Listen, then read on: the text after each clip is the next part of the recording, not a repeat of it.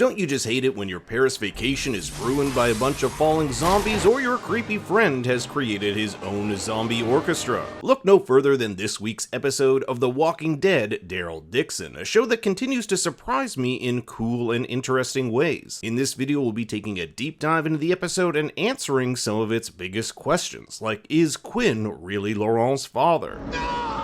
And be sure to stick around till the end of the video where I'll be going over the season's trailers to see if we can find any clues on where the story is headed. But before we get into it, make sure to like and subscribe. Every little bit helps the channel out. The episode begins here in Angers, France. If we take a look at this map, we can see just how far Daryl has come, from escaping the tanker in the Gulf of Cadiz, arriving ashore near Marseille, and diverting from Father Jean's original plan around Vienne. If you remember back in episode 2, Isabelle told Daryl they must take a longer path to Angers rather than go directly to Paris because she knows a man who has a radio there. The radio at the Abbey was broken and they need a new way to alert their compatriots at the Nest, the name for this secret base that will raise Laurent, that they're on their way. So the gang makes it to this abandoned theater where we meet a man simply known as the Conductor. He's part of the network known as the Union of Hope, a group of different faiths that believe humanity is being tested. Unfortunately, this guy is a few baguettes short of a picnic and has used the parts from the radio to amplify the speakers of his very own personal zombie orchestra. This was really messed up, but my personal favorite was the harp player. The song the Conductor plays is Maurice Ravel's Bolero, who in the 1920s and 30s was considered France's greatest living composer. Meanwhile, outside, Sylvie prepares to fight off an infected who is oddly chained up to a dead body.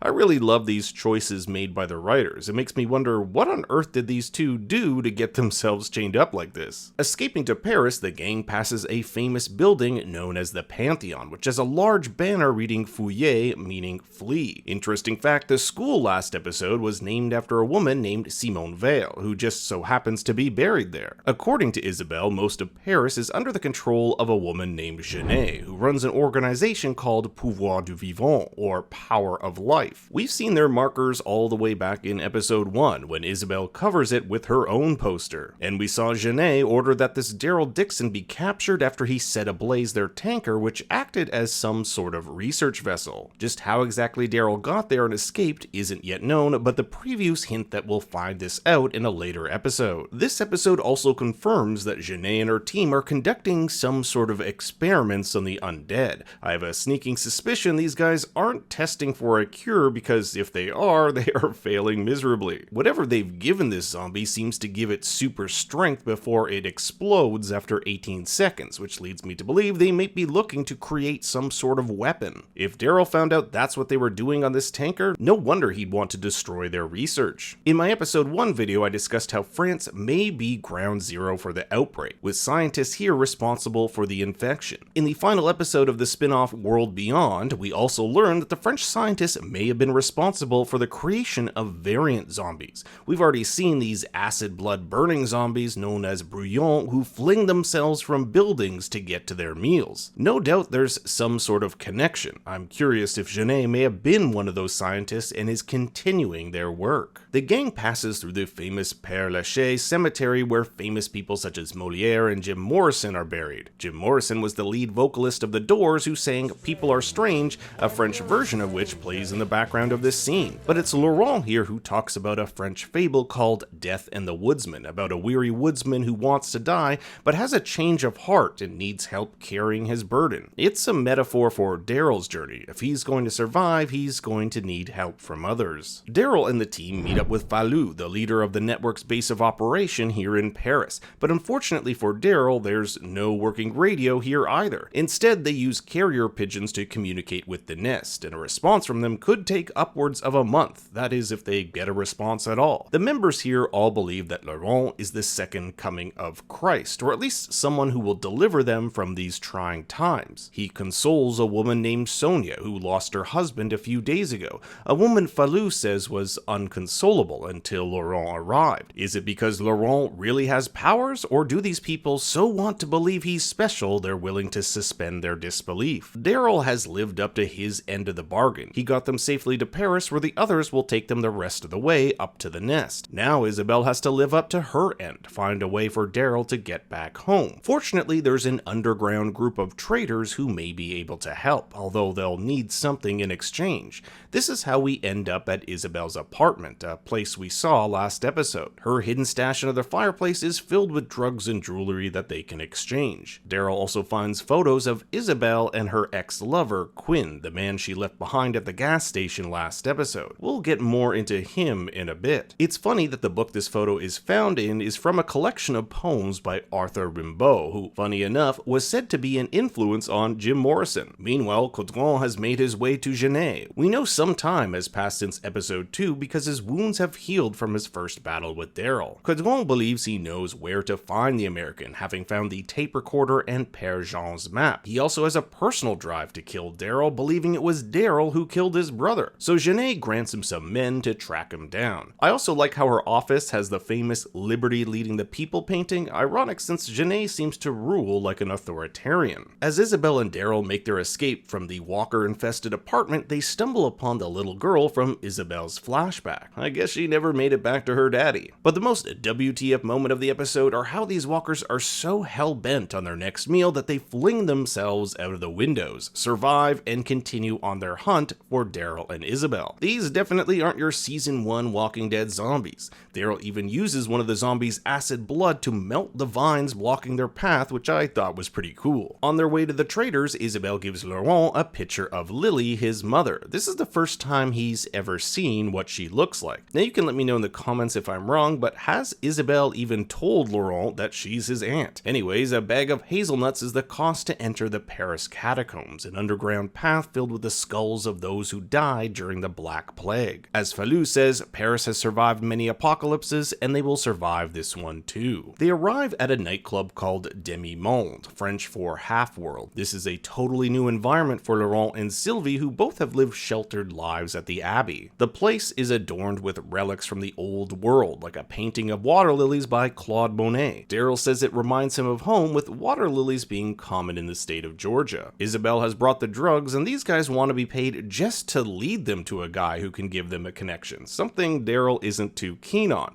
That's when Quinn steps in, who runs this establishment. Just to show you how ruthless this guy is, he slits a dude's face for bringing in a weapon. He's definitely not a guy you want to mess with. Quinn takes Isabel and Daryl to the back room for a little catch-up. Quinn was the one who saved Isabel's life, finding her in the bathtub when she attempted suicide, and Isabel tells Quinn that Laurent is Lily's child. Laurent, meanwhile, is given an Eiffel Tower necklace by the club singer, something that reminds him of his mother who loved the Eiffel Tower. I'm wondering if this necklace will come into play later on. Now, Quinn has the shocking allegation that Laurent is his child. According to him, he and Lily had a fling and the child is his, but I'm not too certain I believe him. In the flashback in episode 2, he knows Lily is pregnant. Where we're going is secluded.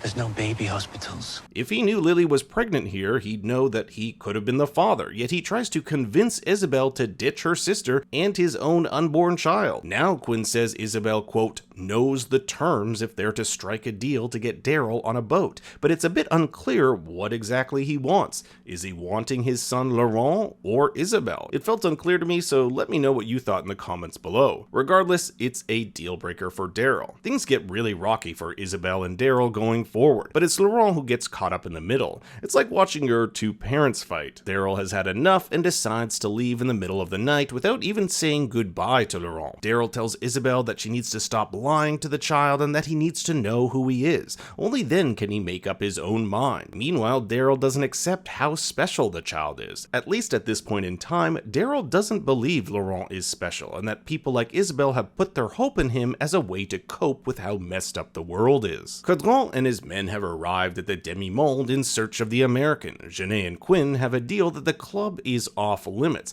but Caudron is on a special mission. It's heavily implied that Quinn leads these men to Fallu's hideout, where Daryl makes his escape through the rooftops of Paris. But before he goes, he tells Isabelle to take Laurent and meet at her apartment. This is likely where they'll meet up after being separated. Caudron pursues Daryl and the two have their second big fight, with Daryl coming out on top once again before being shot at by Caudron's men. And if things couldn't get any worse, Laurent seems to have disappeared and Daryl falls through the roof of a building. So it looks like next episode we'll have all three of our characters split up. I'm also curious where exactly Daryl fell through. So to look for clues, we now get into the trailer sleuthing section. Just a reminder, I won't be going over every shot, just the ones that pertain to new information we got this episode. Flashbacks with Daryl on that tanker are in store for us in the future. Here's the explosion of that research facility on that boat, and I'm hoping we find out just exactly what Janae's doing with these undead, and there also seems to be a super fast zombie hot on Daryl's tail. Daryl fights what could be Quinn back at the nightclub, so he makes his way back there somehow. Here's a shot of Laurent outside the Eiffel Tower, making his wish in episode 3 come true. Someday,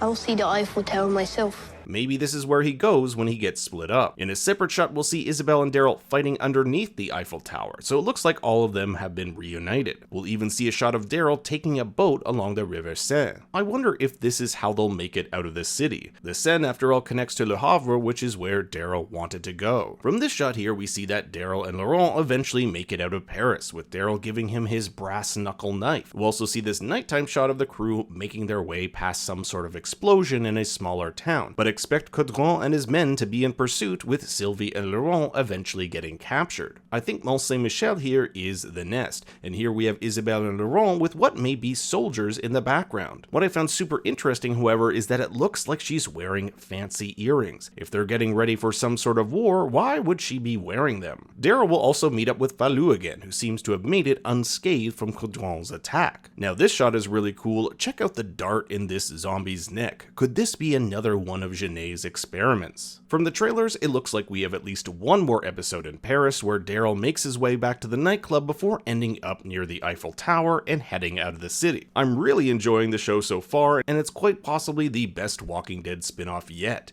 Thanks for watching, and please be sure to like and subscribe. I plan on covering every episode this season. For more bad takes, you can follow me on Twitter and Instagram at ThinkStoryYT. Until next time, remember... That's impossible!